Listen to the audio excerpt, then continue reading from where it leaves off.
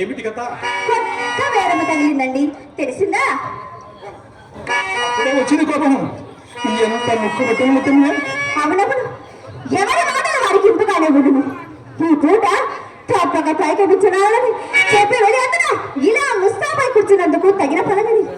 అయినా అదేమి చోద్యమో కానీ తామే దైవముగా భావించిన ఆడివాడిని నమ్మరు. ఏ చండాలుడు నేను నమ్మని వాడు నిర్మూలమైపోయింది. ఏదో హాస్యానకర మాటలు అంత అలుగులు ఎదుర్కో. హాస్యమునకు హద్దులుండాలండి. ఒళ్ళు వాడు హాస్యమా ఏమిటి? పోనీము పొరపాటే కానీ వాడు ఎందుకు వచ్చినాడు?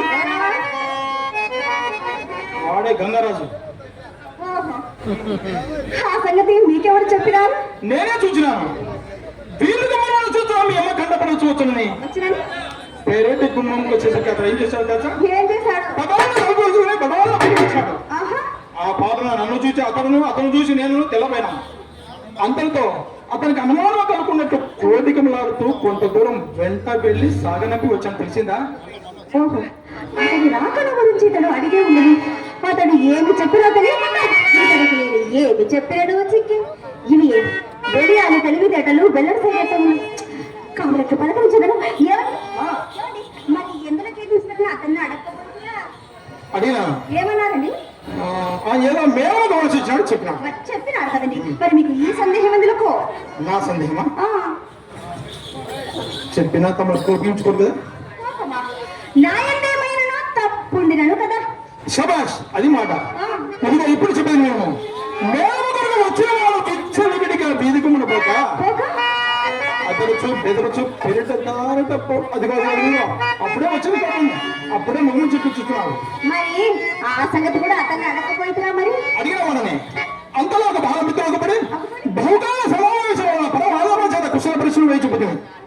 అందువల్ల అడగడానికి అవకాశం వస్తుంది. సరే సరే సరే, ఆ సంగతి కూడా నేనే చెప్తాను వినండి. మేడకు కొడుకు వచ్చిన తల్లి మా అమ్మ మేడ మీదకు తీసుకుని వెళ్ళది.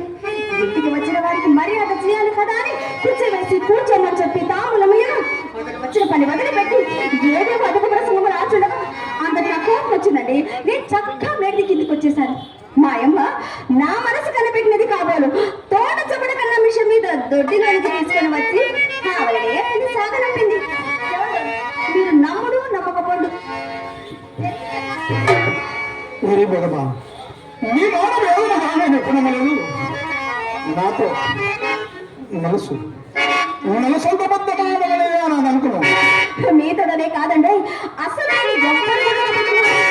అసలు చింతామణి ఈ కులములో పుట్టవలసింది కాదని చిన్నలు పెద్దలు నన్ను సాగించడానికి ఇది ఏం కారణం? సందేహమేమి?